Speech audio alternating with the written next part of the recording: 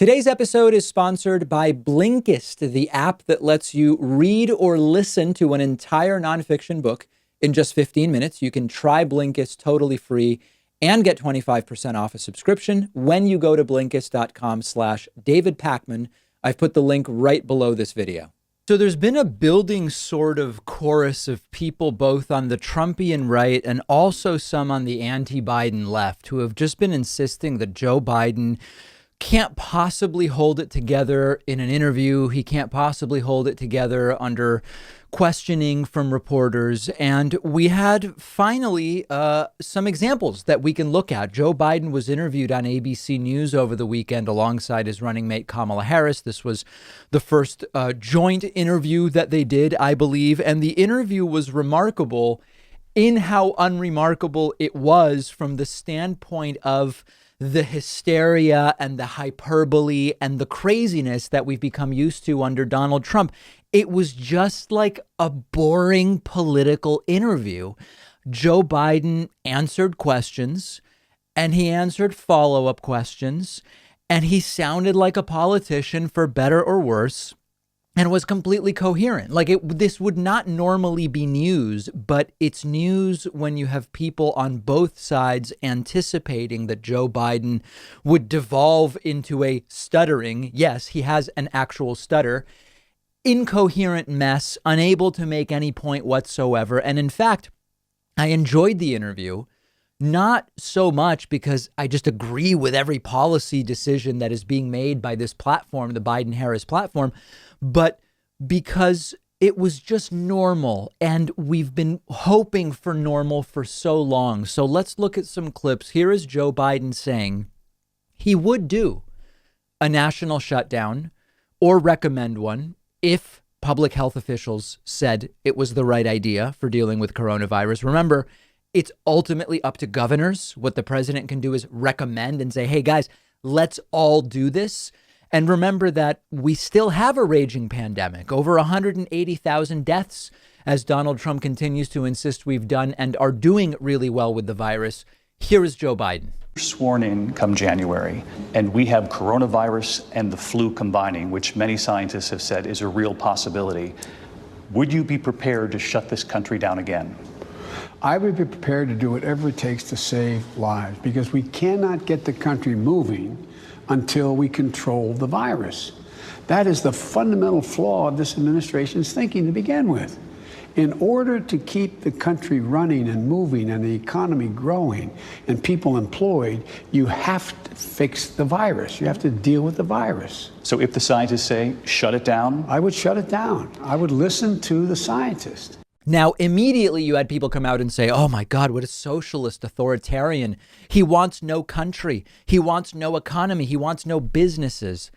Come on, guys. Come on. Haven't we learned enough at this point? Haven't we seen what happened in other countries versus in the United States when people wore masks and they took social distancing seriously? And when you have to shut down sectors of the economy, temporarily you do it, but then you're able to reopen. Biden is not saying any.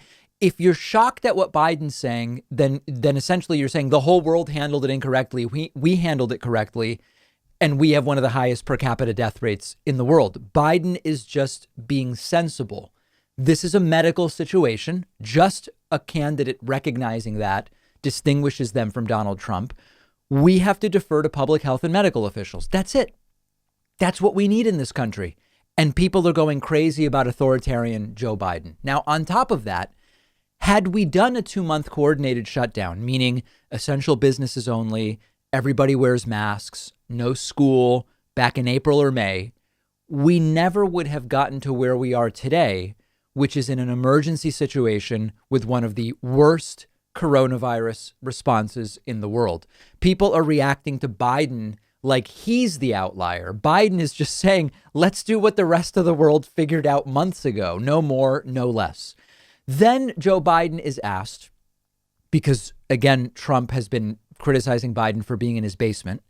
Joe Biden was asked, can you win a presidential election from your house? Take a look. I understand the restrictions of COVID and campaigning in this time, but can you win a presidential election from home? We will. We're going to follow the science, what the scientists tell us.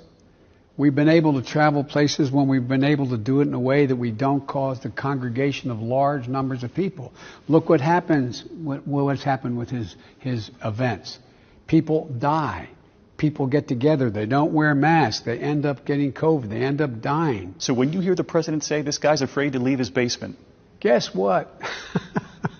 I have left my basement, but here, in the meantime, 500 million people have watched what I've done out of my basement. And guess what? People are listening. People are listening. It's about being responsible. I really think that this is creating controversy where there is no controversy here. And what's going to be really interesting is for 3.5 years, we've had this narrative from Trump that the fake news media is all against them. All the media is against them except Fox News. And even Fox News sometimes is against them. So you've got to go to OAN to find fair media. What a lot of people have forgotten, I have not forgotten it, is that the myth of the liberal media is a myth. This is a corporatist media with a penchant for salaciousness and controversy. And right away, they are taking hook, line, and sinker every narrative set by Trump. Here, they're asking about Biden in his basement. Guys, there's a pandemic. Biden's being responsible. That's it. Okay. And then they continue to take the bait, corporate media does, by asking Biden about the attacks Donald Trump has been making against Biden on his cognitive fitness. Now, I happen to think it's fair when you have candidates that are in their 70s, Trump now mid-70s, Biden closer to 80. It's totally reasonable to ask about cognitive fitness. But what's fascinating here is that supposedly fake news, left-leaning corporate media, they're taking Trump's bait on every one of these issues. Biden in the basement and now Biden's cognitive fitness. I want to turn to the blistering attacks we've seen from President Trump just this week alone on your mental fitness, whether you're up for the job. His campaign has called you diminished, and I'm curious how you would respond to that. Watch me, Mr. President, watch me. Look at us both, what we say, what we do, what we control, what we know, what kind of shape we're in. Come on. Look, I think it's a legitimate question to ask anybody over 70 years old whether or not they're fit and whether they're ready. But only thing I can say to the American people, it's a legitimate question to ask anybody. Watch me. Let's put the attacks aside then. The American people remember Ronald Reagan was 77 when he left office. You would be 78 entering office. And you have said yourself that you are a transition candidate.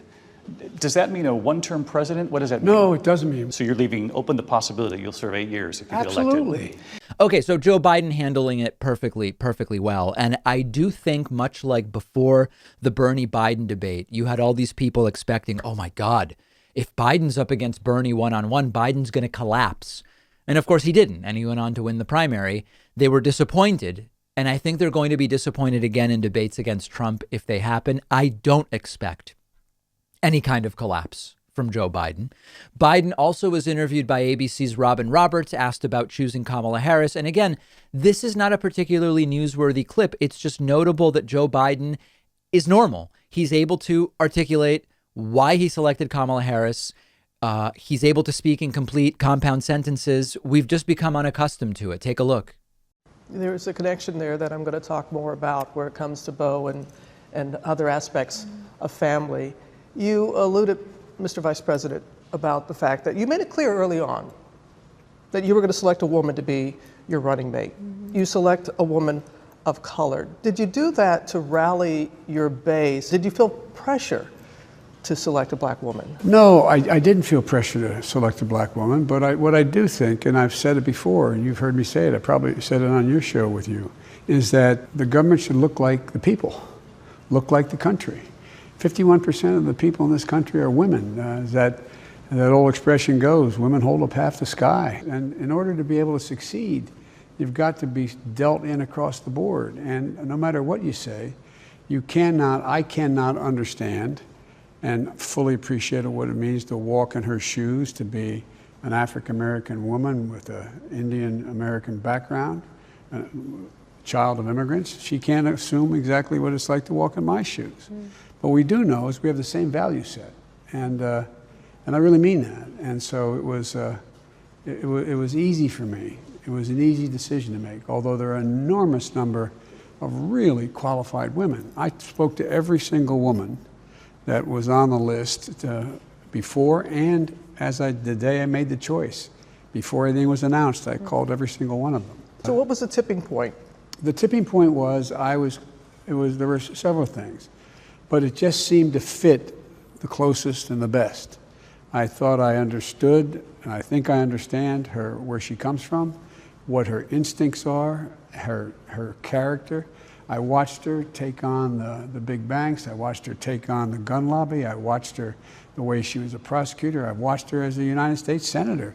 Isn't this so weird that Joe Biden just answers questions and stays on topic and doesn't ramble and again, uses compound sentences? Now then, asked whether she still agrees with her prior call for more police officers on the streets, which has been really the big liability for Kamala Harris, she doesn't directly answer, as politicians often avoid doing.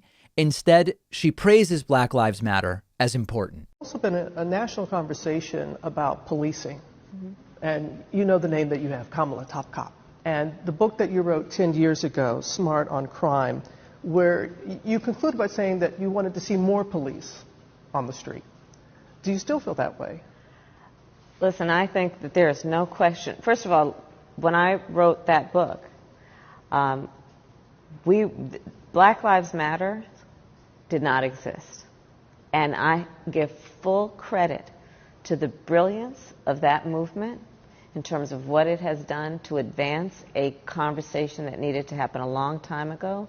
What Black Lives Matter has done as a movement has been to be a counterforce against a very entrenched status quo around the criminal justice system in America. And that's why I'm so excited about what we can do in terms of a new administration in the White House. Okay, so Kamala Harris is sort of equivocating. She's saying Black Lives Matter is good. She's saying, well, what I did before was a while ago.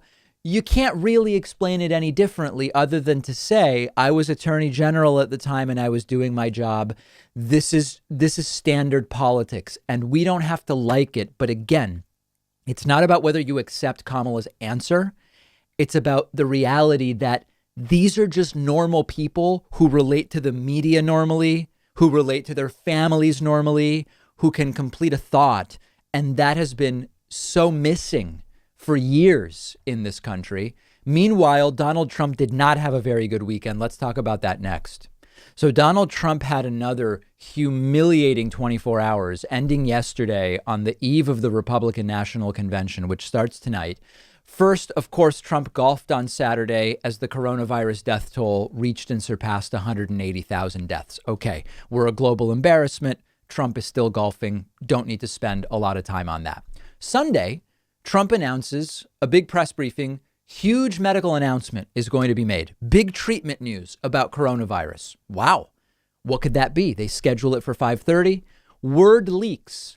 The announcement is an FDA emergency use authorization for convalescent plasma. What?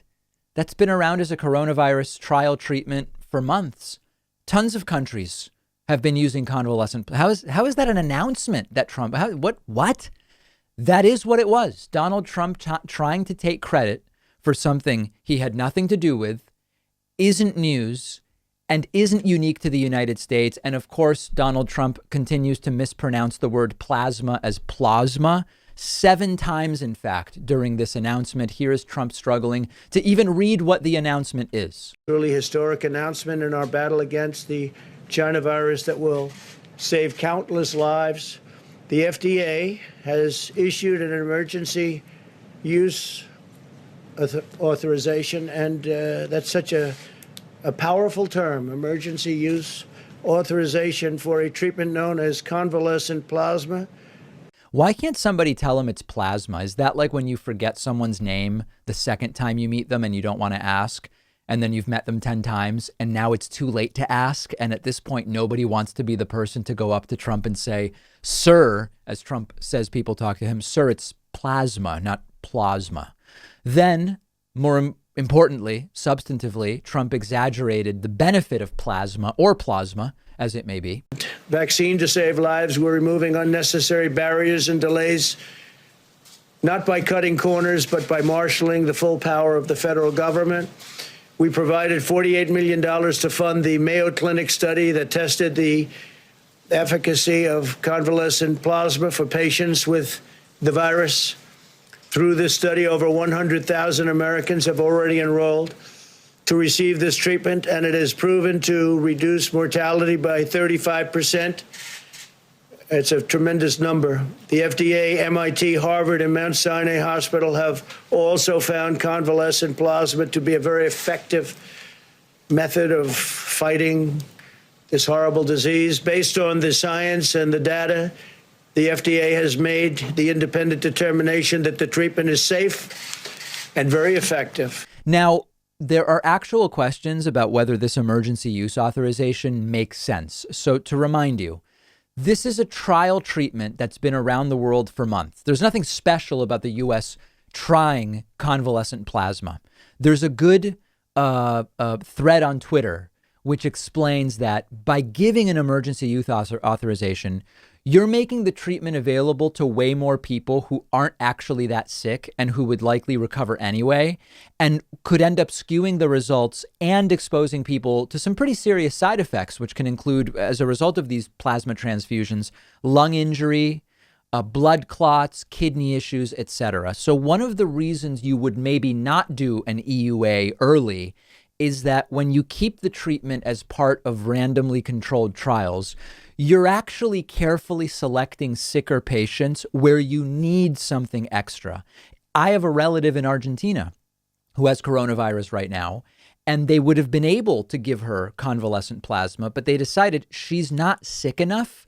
And because there are side effects, we don't want to just start giving it to everybody at this point in time. You don't want to put people who aren't that sick at risk of dangerous side effects and skew the results by giving the treatment to people who are less sick and likely to recover anyway. When you have an emergency use authorization, people start asking for this. It's more available.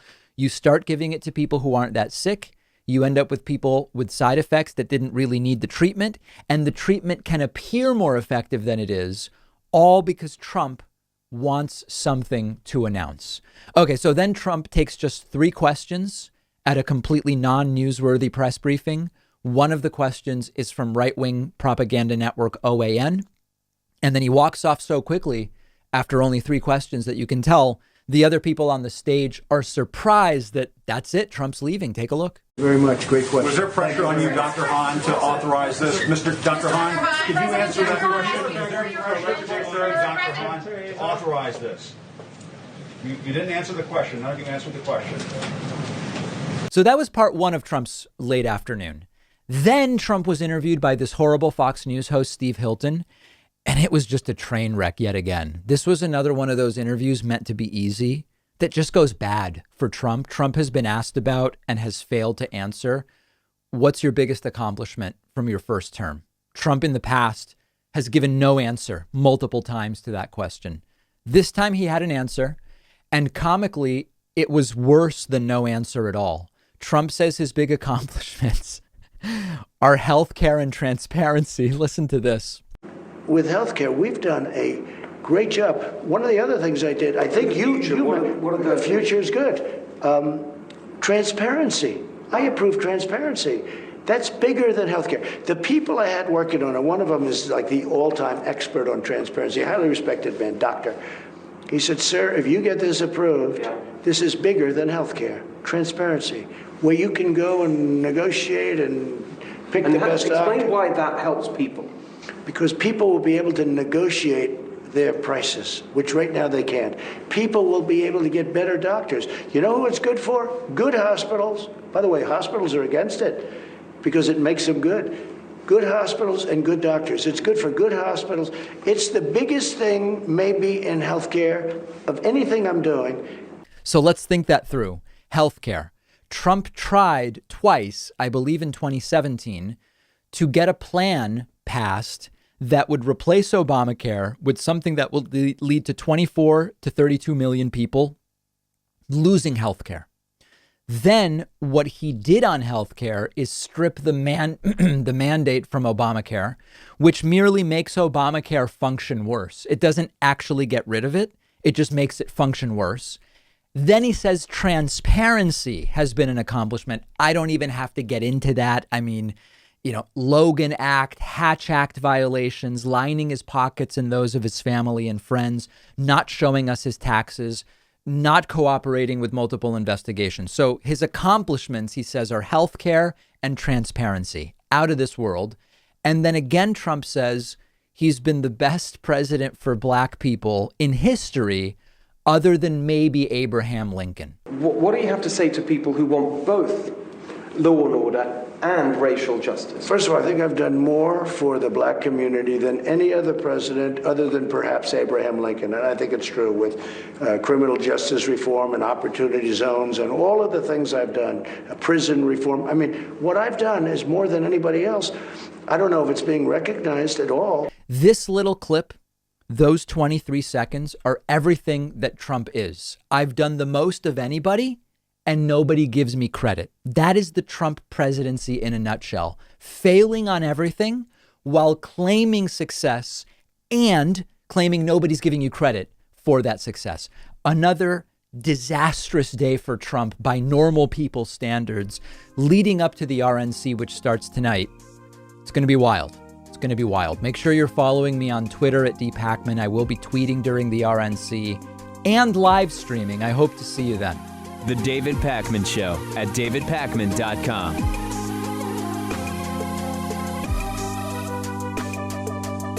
What if you could read 10 books in just one sitting? That's exactly what one of my favorite apps lets you do. It's called Blinkist, and what they do is take thousands of popular nonfiction books. They condense them down into text or audio that you can consume in 15 minutes.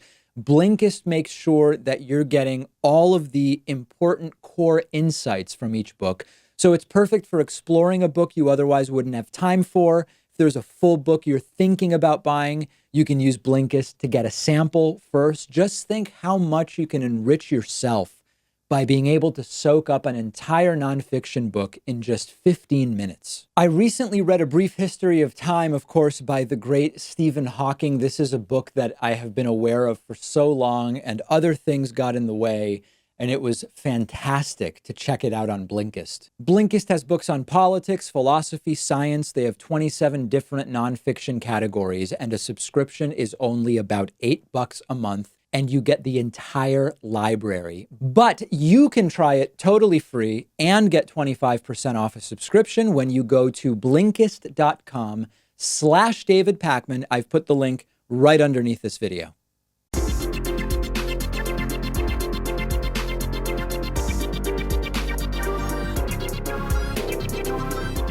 The David Pakman Show at davidpakman.com. Today's new members of the day are Tiffany Bowen and Amanda Scott. Thanks to Tiffany and Amanda for the membership subscriptions. Also a big thank you to Marcia Carrera, who is today's longtime sustaining member of the day. Marcia's been a member for almost 5 years. Grab yourselves a membership at joinpakman.com. This is super interesting. We've got the RNC starting tonight, in which overwhelmingly the case for re-electing Donald Trump is going to be made by his own family members. We're going to be hearing how great Donald Trump is from, yes, his own vice president, but also from his wife, Melania Trump, his kids, Ivanka, Don Jr., Eric, and Tiffany. And there will be some other speakers, including that couple from St. Louis who pointed guns at protesters. But even Trump's family isn't unanimously on board with his reelection. You already know about Maryanne Trump's devastating book about him a few weeks ago. That's Trump's niece. But there is now leaked audio where Donald Trump's own sister, Maryanne Trump Barry, said that Donald Trump has no principles, that you can't trust him, and that he lies all the time. Now, this is not some random person who doesn't know Trump. This is his sister. Let's listen to this devastating audio, and Maryanne Trump Barry particularly aghast at the constant lies from Donald Trump. This goddamn tweet and the lying, oh my God, I'm talking too freely, but you know, the change of stories, the lack of preparation, the lying, the holy but he's appealing to the base, what they're doing with the kids at the border. I mean, Now, right away, right-wingers are focusing on, oh, but these recordings were made surreptitiously. These were secret recordings. Now, that's true. Doesn't change anything. And notably, these were done surreptitiously, but not illegally, because these recordings were made in New York, which is a one-party consent state. What that means is that as long as one party to the conversation knows there's a recording being made, it's legal. Now, we can debate the morality of it. I'd argue that the moral imperative to remove Trump is such that I'm not going to get bent out of shape by legal surreptitious recordings. Maybe you disagree with me there. That's fine. And now this is where it gets super interesting. Remember the claim that Trump paid somebody to take his SATs for him? Part of this audio includes Trump's own sister saying she has knowledge of that. Take a listen to this. Well, he's always been this way. I mean, I guess. I mean, but he was a tough kid, right? He was a brat. Yeah, that's what I mean. I don't mean tough at all. I mean, a brat, a temper tantrums, I drove him around New York City to try to get him into college. He ended up in Fordham. I got him in somehow. Before I had any real Catholic roots. Right. But I didn't get him in, but I know he didn't get into college. And he went to Fordham for 1 year, and then he got into University of Pennsylvania. I guess he had somebody take the exams. No way. And he had somebody take his entrance exams? SATs or whatever. Yeah. Oh, Jesus. That's what I believe. I even remember the name. Oh, man. But then he, I mean, that's not but now when he does stories, he never mentions Fordham. So there's once again the claim in what Maryanne Trump Barry thought was a private conversation. It was recorded by Maryanne Trump, saying Trump paid someone to take his SATs. There are more clips. Let's listen to one more where Maryanne Trump Barry recalls a conversation where Trump called to ask her, hey, did you see me on Fox News? And she said, I don't really watch Fox or much TV. And Trump was incredible. He couldn't believe, wait, what are you doing? And she explained that she reads books. Take a look at this. He called and he said, did you watch Fox News? I said, no. Why not? I said, I don't watch much television at all. Pause. What do you do? I read. Pause. What do you read? Books.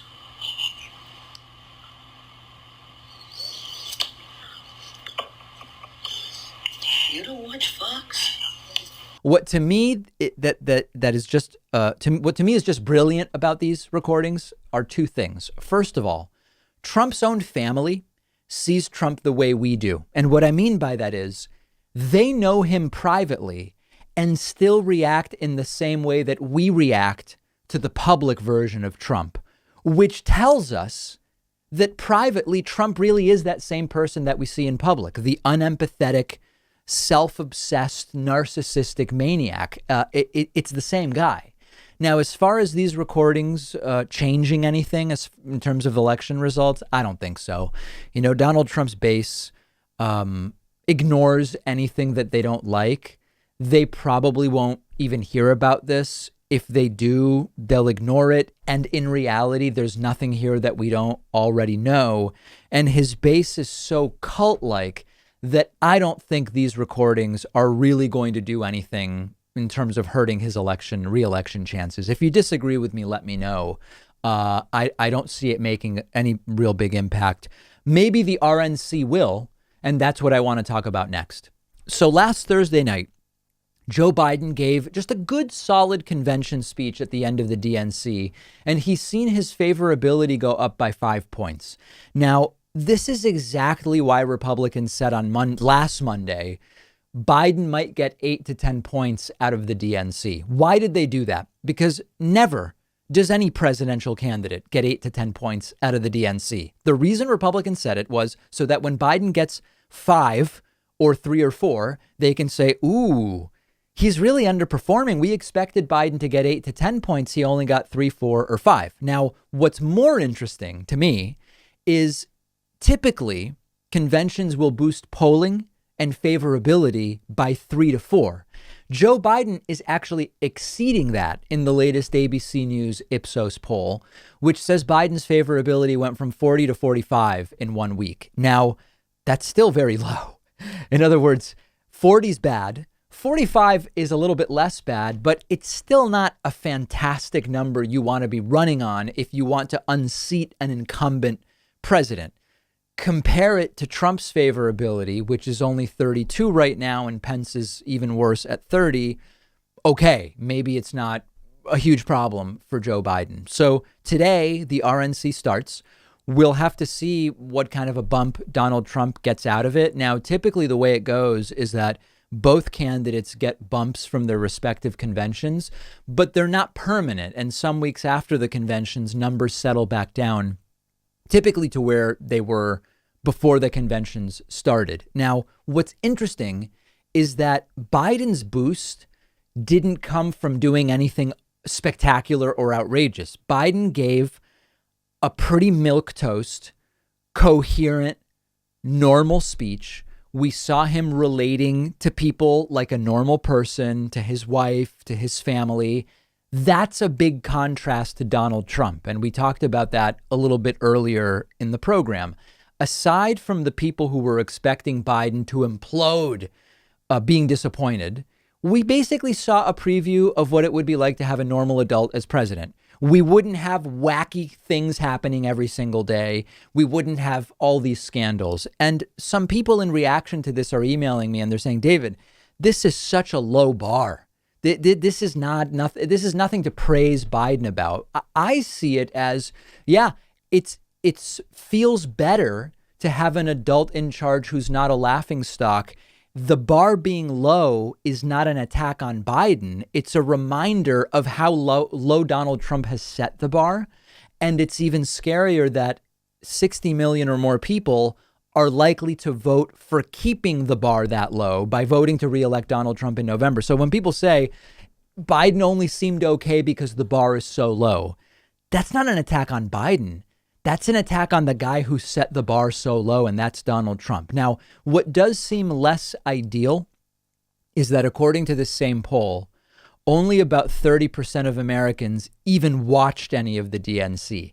That's not great from the standpoint of enthusiasm. When you have a coronavirus pandemic, more people are staying home. The fact that fewer people watch this than typically do is not great. However, you can interpret that any number of ways. You could say the reason fewer people watch the DNC is they don't need to watch it to know that they need to vote to remove Donald Trump and vote for Joe Biden in November. It's one speculative interpretation. The point is the lower viewership doesn't necessarily tell us anything. My expectation is that the ratings for the RNC, which starts tonight, are going to be much better, but they're going to be better not because there's so many more Republicans enthusiastically waiting to vote for Donald Trump compared to Joe Biden. There are going to be a lot of people hate watching the RNC or watching it the way we look at a car crash when we drive by. I wouldn't necessarily read too much into it. I expect my live streams of the RNC, and again, my audience is way more left than it is right. I expect my live streams to do better for the RNC than the DNC, but it's not because my audience is planning to vote for Trump.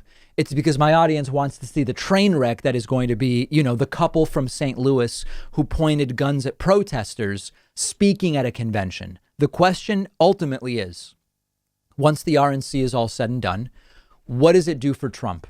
Imagine a Republican convention that damages Trump. That'd be terrible. More likely, Trump will get 2 to 3 points out of it in the short run. That may be enough for him to get reelected. It may not. It's just very difficult for me to imagine being on TV 4 days in a row in prime time and Trump helping himself because he seems to mess up at every opportunity. But conventions aside, the refrain has to be, the constant reminder has to be, Trump can steal this election. Post office shenanigans combined with foreign meddling, combined with other voter suppression, combined with taking credit for anything coronavirus related that happens between now and November. I know we look at maps and we say, looks so easy for Biden. He's just got to take a couple of these states Trump won and he's got 270. You only need to suppress a modest amount of votes in key states to flip the results. And because there's such a huge urban-rural divide in this country, if you're a Republican, you know you can hugely help your candidate by just doing shenanigans in urban areas. You know that when you do that, you are disproportionately going to hit people likely planning to vote for Joe Biden and not Donald Trump. They know this, okay? Trust me, they know it.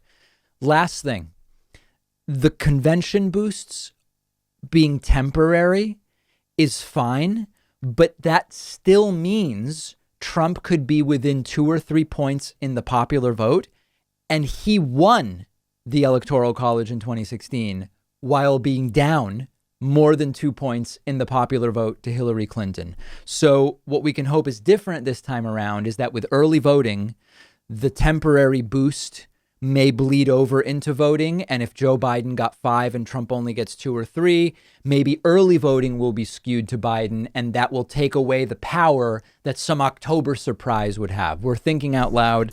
All we can do is vote. I hope you will. I know I plan to. Continue following us on Instagram for more on this story. We're on Instagram at David Pakman Show. The David Pakman Show at davidpakman.com.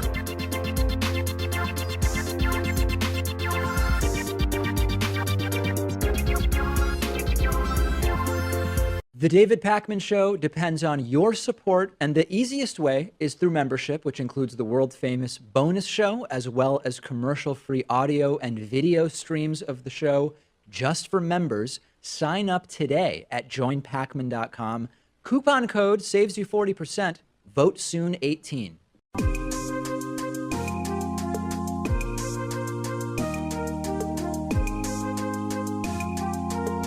Welcome back to the David Pakman Show. So we've now learned of a child in Iowa who has died of coronavirus complications, and this was the first death of a minor there during the pandemic. And meanwhile, schools are opening today in Iowa. Now, there are schools in Iowa that decided we're going to go remote for now.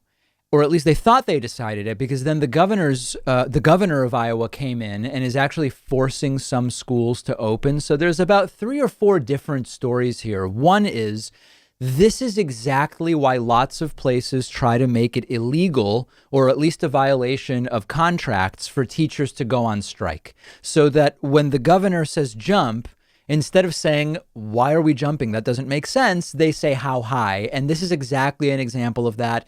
It relates to collective bargaining. It relates to unions. It relates to so many different things on the labor side, but it's not our focus today.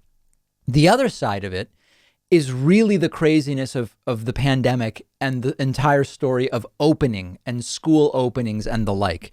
And the really crazy thing about the school starting fiasco is that it's all becoming laughably political. And I want to be careful about saying laughably because people's lives are at stake here. But what I mean is it's obviously political because we're now only talking about a couple of months. It's just that they are months that are crucial to Donald Trump's reelection and possibly to the reelections of Republicans in the House, in the Senate, gubernatorial Republican reelections. And I'll explain what I mean by that and be really specific. You have people on the right, like Trump, but many Republican governors, although Charlie Baker here in Massachusetts has been good on this, Republican senators, you have all these people saying, open the schools now, open it for economic reasons, open it for mental health reasons. You know, being closed leads to suicides and mental health issues and isolation and all of this stuff. Okay. Their gambit is schools being open will help them get reelected, particularly Trump. The idea being the optics of schools being open is good politically. It'll seem like things are returning to normal in advance of the November election. And there is a truth to it. I don't deny that there's an economic reality here where many parents can't work or can't work as much as they normally would if their kids aren't in school, because they're essentially counting on school for childcare. They are in jobs, thanks to our economy, that don't pay enough for them to be able to say, okay, I'll pay for childcare and then go to work. The numbers don't make sense. So I'm completely sensitive to that. And these are real issues. I'm not brushing off the issue of opening schools as something that we shouldn't even consider in some places. There are counties that have almost no cases. And in particular, there are these sort of semi-rural schools where you might have like 7 through 12 might have 150 kids, right? 25 kids per class.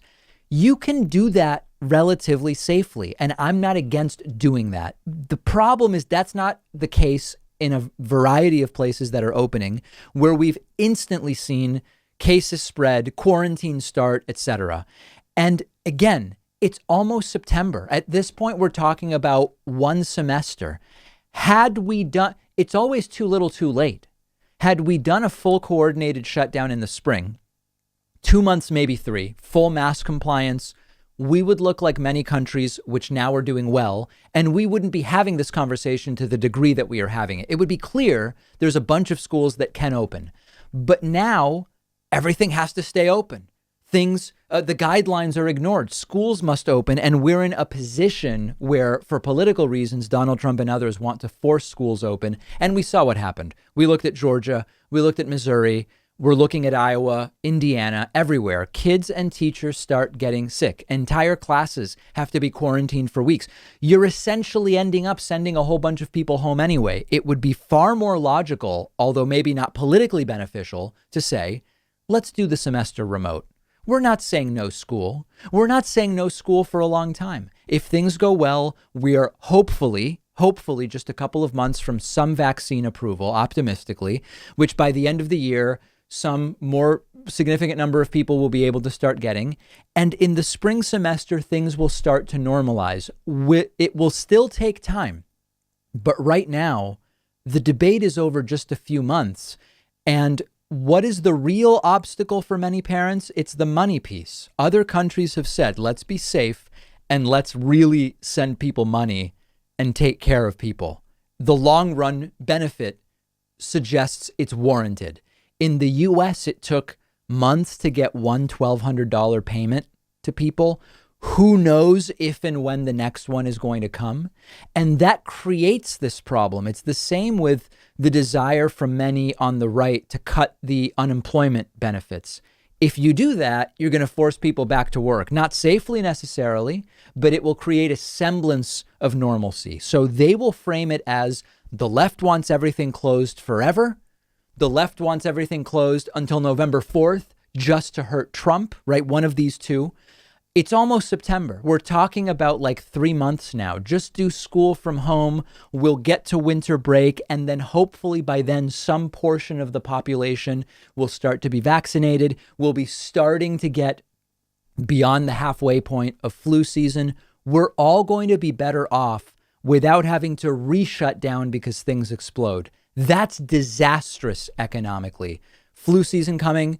I got my flu shot Friday. Glad to have it. Dr. Fauci recently said this won't go on forever, but we have to be safe until we get to the other side. And now Iowa, which opens schools today with the first confirmed child coronavirus death. There's a new poll about the virus, which shows that Republicans, Democrats, and independents are really living in alternate moral realities when it comes to coronavirus deaths. Now, notice that I'm not saying alternate realities. In this case, everybody was presented with the fact that at the time, 176,000 people had died of coronavirus. The poll was done a few days ago. We're now close to 181,000 coronavirus deaths. But at the time, Republicans, Democrats, and independents were told 176,000 people have died of coronavirus. Okay. Presented with that fact, do you believe that is an acceptable amount of death? Most Republicans believe it is. Of course, Democrats and independents don't think 176,000 deaths is acceptable. So this is a CBS News YouGov poll of 2,200 registered voters, margin of error of 2.4. And it found that 57% of Republicans believe 176,000 coronavirus deaths is acceptable. More than half of Republicans believe that's an acceptable death toll. Only 10% of Democrats believe 176,000 deaths is acceptable. And only 33% of independents do. By a 2-to-1 margin, independents believe the death toll is unacceptable.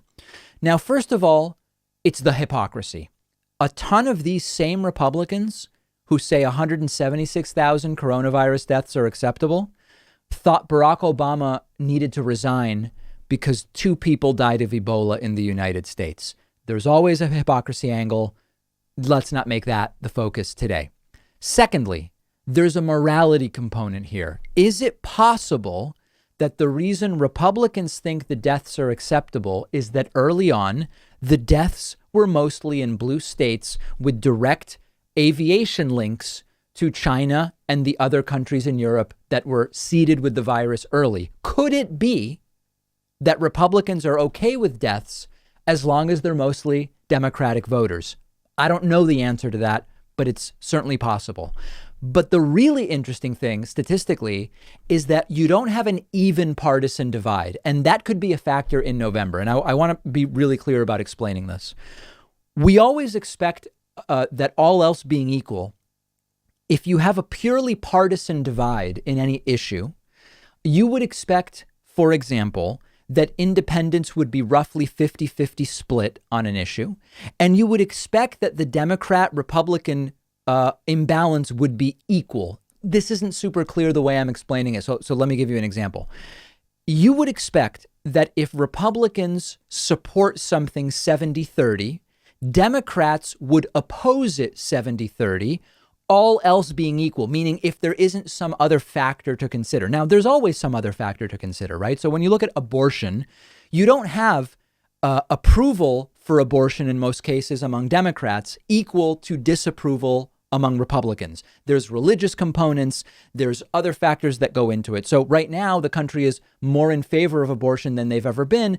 And part of it is you don't have an even partisan divide. Yes, Republicans are more against abortion than Democrats, but it's not to the same degree. Okay. Here with this question on the acceptability of coronavirus deaths, the partisan divide is very unequal. If we look at the numbers again, you'll see that even among Republicans, 43% think the death toll is unacceptable. It is unbalanced with the Democratic number, showing us that this issue is stronger than partisanship. It's still hugely partisan, but even Republicans, 43% of them, are putting aside partisanship and saying the death toll is not acceptable. Despite it being our guy, Trump, who oversaw it, it's not acceptable. And then, of course, when you look at independents who are not 50-50 split, but by a 2-to-1 margin say this is not okay, this could be a difference maker in November. Coronavirus is polling as a top issue for voting in November. And even among Republicans, 43% say the results are unacceptable. If some of those Republicans vote Biden, if some of them say, I'm not going to vote Biden, but I'm going to stay home, it could be enough to push Trump out of office. Now, of course, on the other side, we've got voter suppression, the Postal Service, foreign meddling, all of this stuff. So that's why we need to bring out in force these folks who already, Democrats by a 90-10 margin, think the coronavirus handling is unacceptable. We've got to make sure that they vote. Last thing, how can Republicans call themselves pro-life and be the group that by the largest margin believes 176,000 deaths are acceptable? Just something to think about. The David Pakman Show at davidpakman.com.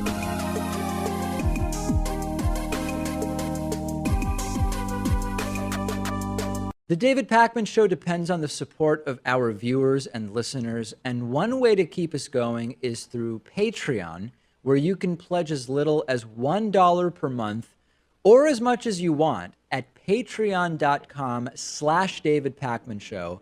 Great perks and benefits as well. Read about them. The David Pakman Show at davidpakman.com. The President of the United States has had a tweet flagged by Twitter because it is encouraging people not to vote by telling them things that are not true about coronavirus. This is incredible. The sitting president of the United States is violating the terms of service of a social media platform, not for something unrelated to his election, but because he is spreading disinformation about his own upcoming reelection. Donald Trump tweeted, quote, "So now the Democrats are using mail drop boxes, which are a voter security disaster." Now, of course, these are municipalities using the boxes. It's not Democrats.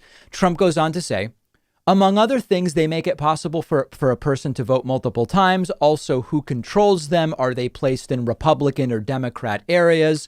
They are not COVID sanitized, a big fraud. And rightly, Twitter put the message up on the tweet, which says, this tweet violated the Twitter rules about civic and election integrity. So there are really two parts here. The first is Donald Trump is continuing to say that vote by mail, absentee, drop boxes, none of it is secure. This is not true. Trump is saying that without evidence. I'm sure you know that by now. Part two of this is this new idea of playing on people's fears of coronavirus by saying, you know, the drop boxes for the ballots, they're not COVID sanitized. And this is a clear attempt to dissuade Biden voters. How do we know that? Because Biden voters, we know, are taking coronavirus more seriously than our Trump voters. Biden voters are more likely to be planning to vote by mail to avoid maybe catching coronavirus at a polling place. Biden voters are more likely to wear masks when they go outside. So we know that if you start spreading the idea the ballot drop box might give you the virus, you are going to disproportionately hit Biden voters. But it could backfire.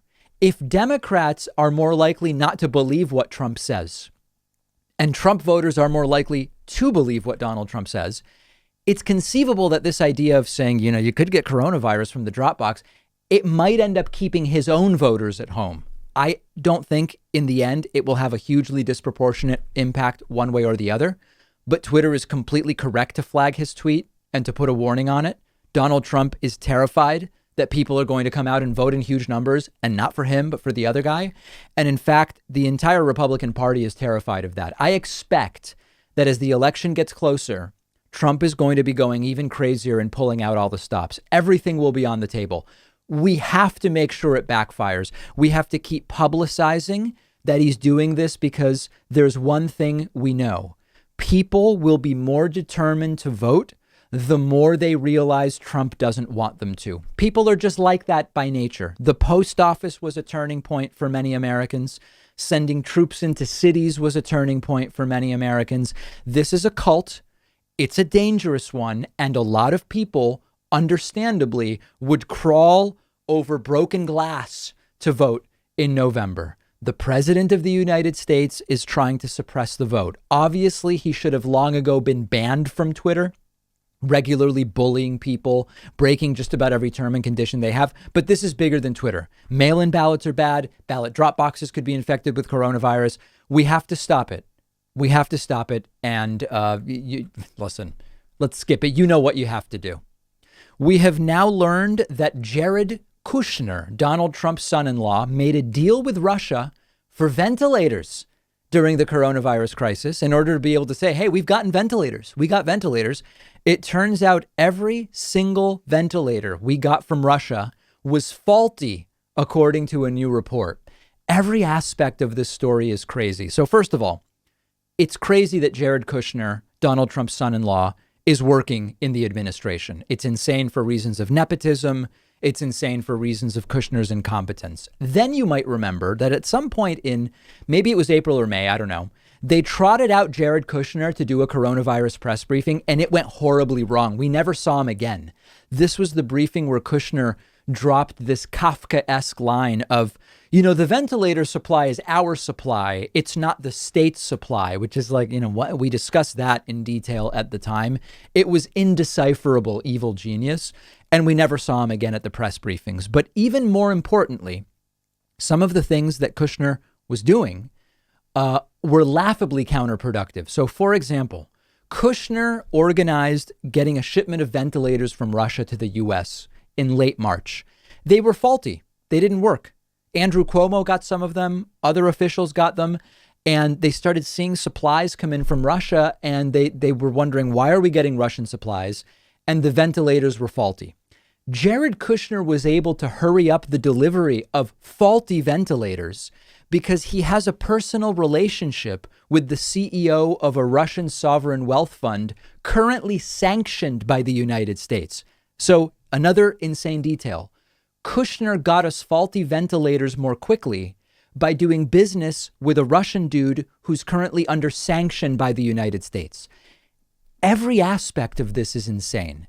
Then they gave the ventilators to officials in New York and New Jersey, including Andrew Cuomo. The officials said these don't work. And initially they said, well, it's just that there's a voltage issue because these are Russian ventilators. Once we fix the voltage issue, it'll be fine. Turns out that wasn't true. The ventilators were completely faulty. And this would be a comedy of errors if people's lives weren't depending on it. The shipment from Russia, listen to this insanity. The shipment from Russia came with other supplies that weren't even hospital supplies. Like, for example, Trump talks about getting gloves. We're talking about surgical gloves, medical grade gloves. Russia sent us household cleaning gloves. Understand that, okay? Just household cleaning gloves. And Russia billed the U.S. $600,000 for those gloves. In the middle of a 100-year pandemic for which Donald Trump was completely unprepared, he starts buying faulty, incorrect medical supplies from Russia. Now, there are also reports of more than $50 million worth of contaminated coronavirus tests from the United Arab Emirates. So the reason we elected this guy was supposedly that a businessman would do really well running the country. Now, Trump is a failed businessman, okay, but this is how it all works. And quite frankly, this is all seeming more like money laundering than anything else. Now, back to the Russian ventilators for a second.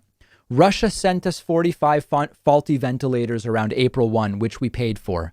We later heard news that the Trump administration was sending Putin 200 of our ventilators as part of foreign aid. Like, we just gave them to him. So think about that. We buy 50 ventilators or 45 ventilators from Russia, which are faulty, and then we give them 200 of our ventilators, which work well. This is how a businessman runs the country. Is it money laundering? Is it embezzlement? And this is just one story among hundreds like this in this administration. We may never know the full reality of it. And you know what? If we get rid of them, I don't care if we never know the full reality of every single one of these stories. We have a voicemail number, which is 2192-DAVID-P. Here's a caller who is not in favor of Joe Biden. Listen to what he has to say. Yeah, I'm watching here for the first time, and I just want you to know that you call yourself, well, I'm looking at Free Speech TV. Mm-hmm. If Joe Biden is elected President of the United States, you'll be lucky to be Free Speech TV. I want you to think about that. He is pretty much to the left wing of that party, which is not even a party anymore. It's radical, extremist, leftist. Think about it, Pacman. Yeah, listen, Biden's not the authoritarian. It's Trump who's been hostile to a free press. It's Trump who's been hostile to media. It's Trump who's kicked people out of the press briefing room. It's Trump who calls media fake news and the enemy of the people. Joe Biden, you can say a lot of negative things about Joe Biden, and we've said many of them. Joe Biden is not an authoritarian. Joe Biden clearly, much like Barack Obama, respects and understands the role of a free and independent press. And this is how things go backwards. Trump is one of the most authoritarian and hostile to media presidents we've had in a long time. And people are calling me saying media and free speech are in trouble. If Biden wins, come on, guys, you're living in a fantasy world. On today's bonus show, I am going to tell the story of firefighters visiting my house at 4 a.m. this weekend. Okay? Why were they at my house at 4 a.m. this weekend? I'll tell you on the bonus show. Make sure to sign up at joinpacman.com or by becoming a patron at patreon.com/David Pakman Show.